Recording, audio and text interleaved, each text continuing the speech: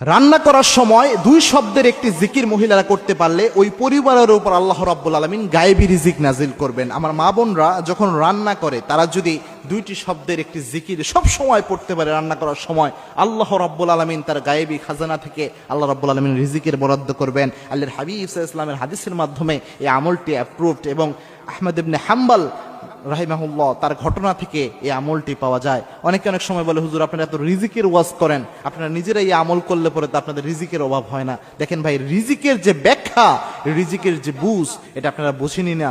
রিজিকের সর্বনিম্ন স্তরকে বলা হয় টাকা পয়সাকে রিজিকের সর্বনিম্ন স্তর বলা হয়।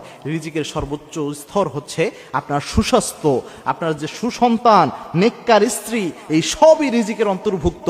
আপনি সুস্থ রয়েছেন যে, এটাও একটা রিজিক। সুতরাং শুধু টাকা পয়সাকে রিজিকের স্তর মনে করেন না, বরং money is the lowest stage of risk.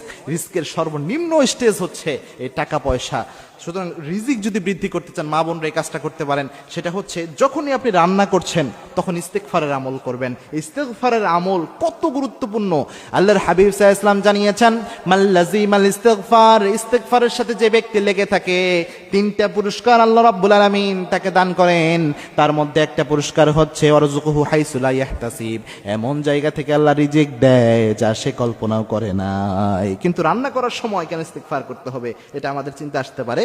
Ahmad ইবনে হাম্বল রাহিমাহুল্লাহ যুগ শ্রেষ্ঠ একজন মুহাদ্দিস ছিলেন। তিনি একদা হাদিস তালাশের জন্য তিনি ঘর থেকে বের হয়েছিলেন।